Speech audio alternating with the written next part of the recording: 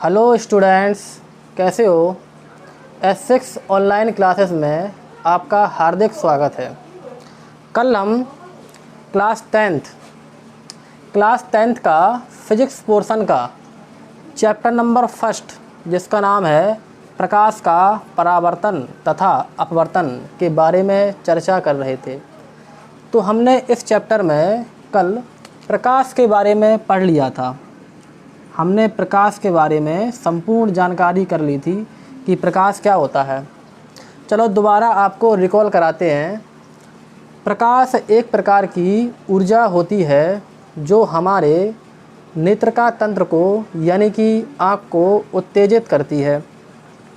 जब किसी वस्तु से परावर्तित प्रकाश हमारी आँख की रेटिना पर पड़ता है तो वस्तु हमें दिखाई देती है, प्रकाश कहलाता है। इतनी सारी व्याख्या हमने कर ली थी और भली भांति हमने एक एक शब्द का जो अर्थ है वो हमने समझा था।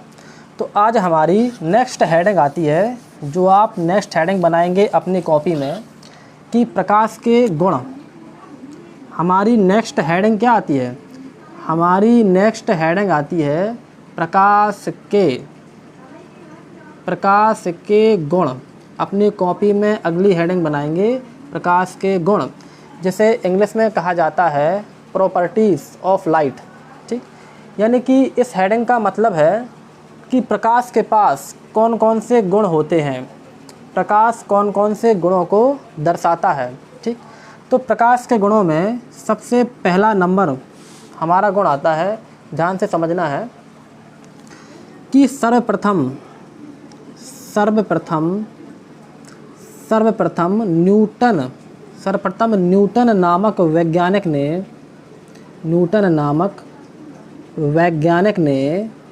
1675 ईस्वी में बताया था कि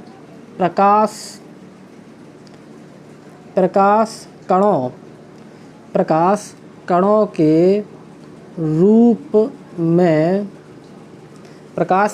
रूप में चलता है। ठीक, सबसे पहली हमें बात समझनी है कि हमारे प्रकाश के गुण में सबसे पहला गुण आता है कि सर्वप्रथम न्यूटन नामक वैज्ञानिक ने 1675 ईस्वी में बताया था कि प्रकाश कणों के रूप में चलता है। सर्वप्रथम एक वैज्ञानिक आए जिनका नाम था न्यूटन, और कितने ईस्वी में आए हमें ध्यान रखना है, 1675 ईस्वी में। और उन्होंने बताया कि प्रकाश कणों के रूप में चलता है। कणों का मतलब क्या?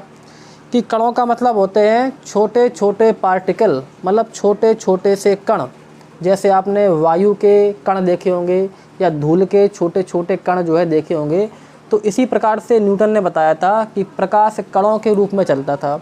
लेकिन इनने बताया कैसे था? इनने ऐसा क्या प्रयोग देखा या क्या प्रयोग किया जिसमें इन्होंने पता लगाया कि प्रकाश कणों के रूप में चलता है। ध्यान से सुनना है कि एक बार क्या हुआ, एक बार न्यूटन एक अंधेरे कमरे में बैठे हुए थे। और उस अंधेरे कमरे में एक छोटा सा छिद्र था, और उस छिद्र में से बाहर से प्रकाश कमरे के अंदर आ रहा था। ठीक, उस छोटे से छिद्र से बाहर से प्रकाश जो है वो कमरे के अंदर आ रहा था। तो न्यूटन साहब उसी कमरे में बैठे हुए थे।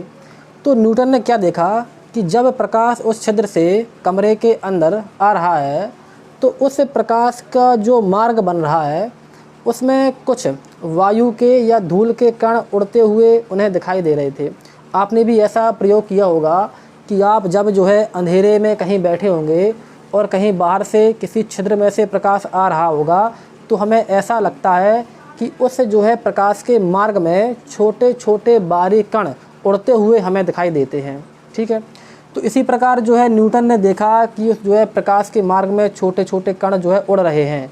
तो उसी के आधार पर इन्होंने व्याख्या दे दी कि प्रकाश का मार्ग जो बन रहा है वो छोटे छोटे कणों से मिलकर बन रहा है। तो उसी के आधार पर न्यूटन साहब ने व्याख्या दी कि प्रकाश जो है कणों के रूप में चलता है। ठीक है, किस प्रकार दी? क्योंकि ये एक जो है अंधेरे कमरे में बैठे हुए थे और उस अंधेरे कमरे में एक छोटे से जो है छिद्र से प्रकाश आ रहा था। तो उस प्रकाश का जो मार्ग बन रहा था, उस मार्ग में उन्हें वायु के या धूल के छोटे छोटे से कण उड़ते हुए दिखाई दे रहे थे। वो तो हमें भी दिखाई देते हैं। तो उसी के आधार पर इन्होंने व्याख्या की कि प्रकाश जो है कणों के रूप में हमें चलता हुआ दिखाई देता है। ठीक है। नंबर जो है दूसरा हमारा गुण आता है कि वायु, हमारा दूसरा गुण आता है कि वायु या निर्वात में, कहाँ, वायु या निर्वात में प्रकाश की चाल, वायु या निर्वात में प्रकाश की चाल 3 गुणा 10⁸ मीटर प्रति सेकंड होती है। ये पॉइंट हमें बहुत याद करके रखना है, क्योंकि परीक्षा में अक्सर पूछा जाता है कि वायु या निर्वात में प्रकाश की चाल कितनी होती है। तो हमें बताना है कि वायु या निर्वात में प्रकाश की चाल से मतलब होता है कि प्रकाश कितनी तेज़ी से चलता है। तो वायु मतलब कहाँ, जहाँ पर वायु भरी होती है, तो वहाँ की बात चल रही है। निर्वात का मतलब क्या होता है? निर्वात का मतलब होता है ऐसी जगह जहाँ पर वायु की अनुपस्थिति हो। वायु की अनुपस्थिति से मतलब होता है कि जहाँ पर वायु बिल्कुल ना हो। तो या तो वहाँ पर वायु हो या तो वहाँ पर वायु ना हो। तो ऐसी जगह में अगर आप प्रकाश को चलाएंगे तो प्रकाश 3 गुणा 10⁸ मीटर पर सेकंड की चाल से चलता है। ठीक, ये तो उसकी चाल का मान हो गया 3 गुणा 10⁸। लेकिन ये मीटर प्रति सेकंड क्या होता है?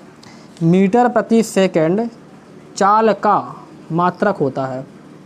मीटर प्रति सेकंड क्या होता है? चाल का मात्रक।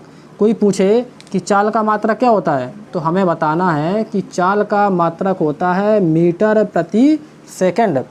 अभी हम थोड़ा सा बताए दे रहे हैं कि चाल का मात्रक क्या होता है, मीटर प्रति सेकंड।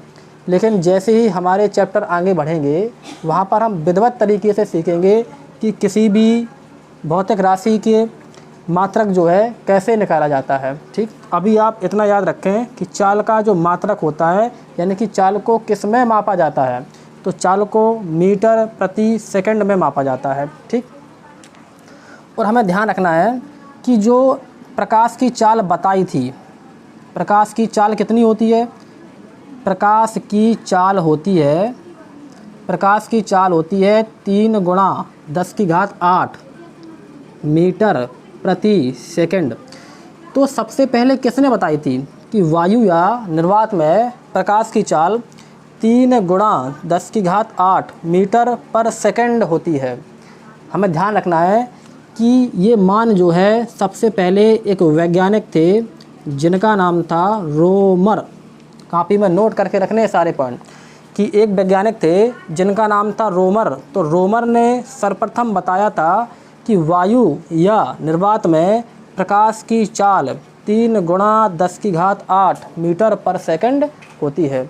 तो आज हमने क्या है कि अभी 2 पॉइंट पढ़े हैं। पहला पॉइंट कि सर्वप्रथम न्यूटन नामक वैज्ञानिक ने 1675 ईस्वी में बताया कि प्रकाश कैसे चलता है, प्रकाश कणों के रूप में चलता है। नंबर 2 पॉइंट जो कि इम्पोर्टेंट है कि वायु या निर्वात में प्रकाश की चाल 3 गुणा 10⁸ मीटर प्रति सेकंड होती है। चाल का मात्रक क्या होता है? चाल का मात्रक होता है मीटर प्रति सेकंड। और प्रकाश की चाल 3 गुणा 10⁸ सबसे पहले किसने बताई थी? तो रोमर नामक वैज्ञानिक ने। तो 2 पॉइंट हमें अच्छी तरह कॉपी में नोट कर लेने हैं। अब हमारा तीसरा पॉइंट आता है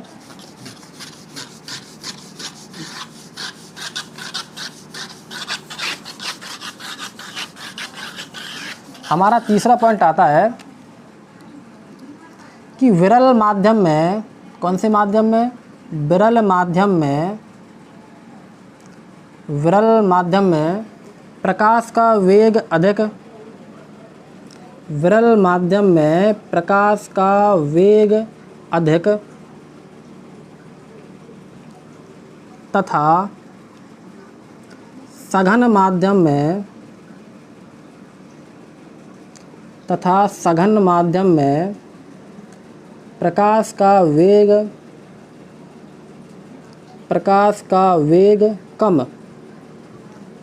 वेग कम होता है। ठीक। अगला हमारा प्रकाश का गुण क्या होता है? अगला हमारा प्रकाश का गुण होता है कि प्रकाश का विरल माध्यम में प्रकाश का वेग कैसा होता है? अधिक होता है।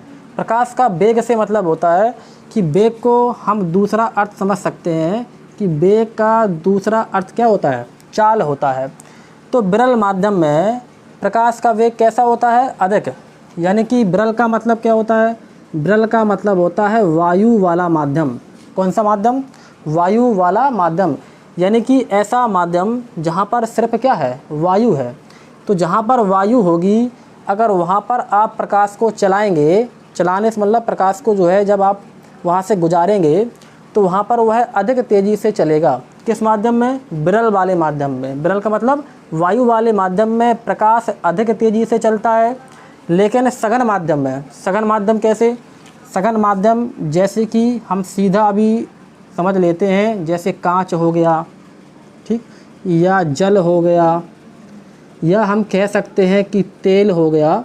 तो अगर इन सारे माध्यम में सघन माध्यम मतलब क्या होता है? सघन माध्यम का मतलब होता है जैसे कांच हो गया, जल हो गया, तेल हो गया, इन सारे माध्यम में अगर आप प्रकाश को चलाएंगे तो वह वायु वाले माध्यम की अपेक्षा, ये बात नोट करनी है कि वायु वाले माध्यम की अपेक्षा कैसी चाल से चलेगा? वायु वाले माध्यम यानी कि विरल माध्यम की अपेक्षा कम चाल से चलेगा। अगर आप सघन माध्यम यानी कि कांच में, जल में, तेल में अगर आप प्रकाश को चलाएंगे तो वह कम तेज़ चलेगा, मतलब कम जो है तेज़ी से गुजरेगा। लेकिन अगर आप विरल माध्यम यानी कि वायु वाले माध्यम में प्रकाश को आप चलाएंगे तो वह अधिक तेज़ी से चलता है। कैसे? कि जैसे अगर हम पानी के अंदर अपनी टॉर्च लेके जाएं, सिंपल सा एग्जांपल है कि अगर हम पानी के अंदर अपनी टॉर्च लेके जाएं और कहें कि पानी के अंदर नदी में या तालाब में हमें मछली ढूंढनी है, तो अगर हम पानी के अंदर अपनी टॉर्च लेके जाएंगे तो हम टॉर्च से नदी के अंदर मछली नहीं ढूंढ पाएंगे। क्यों? क्योंकि जो है पानी के अंदर हमारे टॉर्च से निकलने वाला प्रकाश जो है वो अधिक दूरी तक नहीं जाएगा। क्यों नहीं जाएगा? क्योंकि सघन माध्यम यानी कि जल में प्रकाश की चाल कैसी होती है? प्रकाश की चाल कम होती है, तो वह ज़्यादा तेज़ी से नहीं चल पाएगा। लेकिन अगर हम वायु यानी कि खुले वायुमंडल में, कहाँ पर? खुले वायुमंडल जहाँ पर वायु होती है, वहाँ पर अगर हम अपनी टॉर्च को लगाएंगे तो वह अधिक दूरी तक चला जाएगा। कैसे जाएगा? क्योंकि वहाँ पर पूरी क्या भरी हुई है? वहाँ पर वायु भरी हुई है। तो वायु में अगर आप अपनी टॉर्च को लगाएंगे तो वह अधिक दूरी तक जाएगी और अधिक जो है तेज़ी से जाकर आप दूर की चीज़ें आसानी से देख लेंगे। लेकिन वही चीज़ अगर आप पानी के अंदर, नदी में या कहीं भी तालाब में जाएंगे तो वहाँ पर टॉर्च लगाएंगे तो वहाँ पर वह अधिक जो है तेज़ी से दूरी जो है तय नहीं कर सकता। तो ध्यान रखना है कि सघन माध्यम में कांच, जल, तेल में प्रकाश का वेग कैसा होता है? कम होता है। लेकिन विरल माध्यम यानी कि वायु वाले माध्यम में प्रकाश का वेग कैसा होता है? अधिक होता है। ठीक, जी वाला पॉइंट हमें नोट करना है। नंबर चौथा वाला हमारा आता है प्रकाश अपारदर्शी माध्यम में, प्रकाश अपारदर्शी माध्यम में नहीं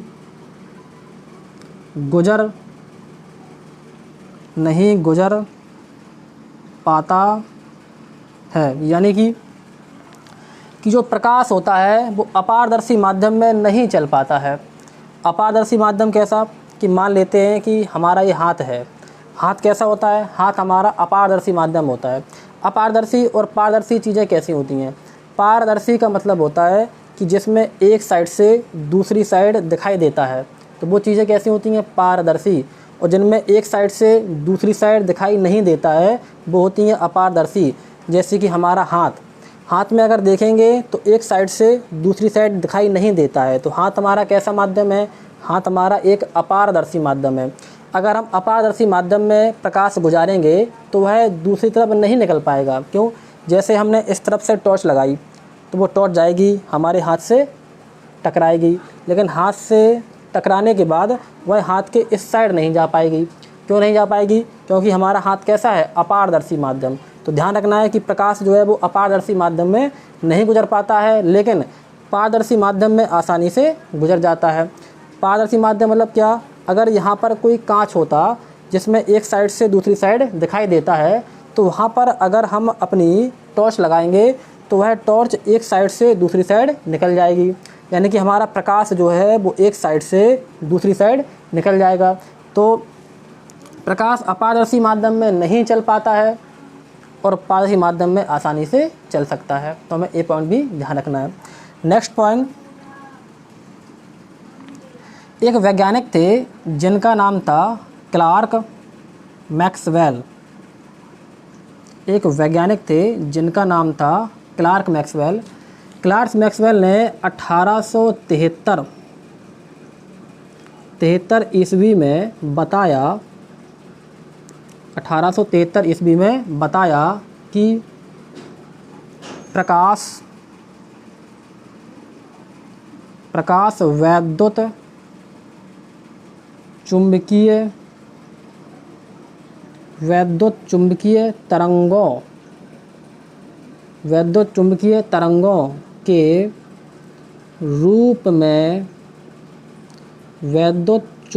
तरंगों के रूप में चलता है।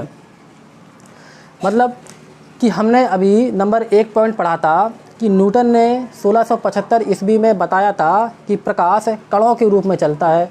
तो न्यूटन ने बताया था कि प्रकाश कणों के रूप में चलता है, और आगे चलकर एक वैज्ञानिक आए थे जिनका नाम क्या था? Clark Maxwell. जिनका नाम क्या था? Clark Maxwell. तो क्लार्क मैक्सवेल ने 1873 ईस्वी में बताया था कि प्रकाश कणों के रूप में न चलकर किस रूप में चलता है? वैद्युत चुंबकीय तरंगों के रूप में चलता है। अब ये वैद्युत चुंबकीय तरंगें क्या होती हैं? तो वैद्युत चुंबकीय तरंगें अभी आप क्लास 12th में पढ़ेंगे। कहाँ पर पढ़ेंगे? क्लास 12th में, क्योंकि अभी आपके क्लास 10th में इतना डीपली नहीं है कि आप जो है अभी प्रकाश जो है वैद्युत चुंबकीय तरंगों के रूप में जानें। तो अभी हमें सिर्फ इतना याद करके रखना है क्लास 10th में कि न्यूटन ने बताया था कि प्रकाश कणों के रूप में चलता है, लेकिन बाद में कुछ कारण ऐसे आए जहाँ पर न्यूटन की बातें गलत सिद्ध हो गई, और न्यूटन ने जो अपना कण वाला सिद्धांत दिया था वो पूरी तरीके से गलत कर दिया गया। न्यूटन ने बताया था कि प्रकाश किस रूप में चलता है? कण के रूप में चलता है, लेकिन आगे चलकर न्यूटन की जो बात है वो गलत सिद्ध हो गई, क्योंकि प्रकाश में इनकी कुछ बातें नहीं लग पाईं, इसीलिए इनकी जो है पूरी व्याख्या बाद में गलत कर दी गई। और बाद में एक वैज्ञानिक आए थे जिनका नाम था क्या था? Clark Maxwell. और कितनी ईस्वी में आए थे? 1873 ईस्वी में। इन्होंने बताया था कि भैया न्यूटन, आपकी बात क्या है? गलत है। आपने बताया कि प्रकाश कणों के रूप में चलता है, तो आपकी बात पूर्णतः गलत है। ठीक है, हम बताएंगे अभी आपको जो है 12th में पूरा पढ़ने को मिलेगा कि न्यूटन ने जो बताया था कि प्रकाश कणों के रूप में चलता है वो गलत क्यों है।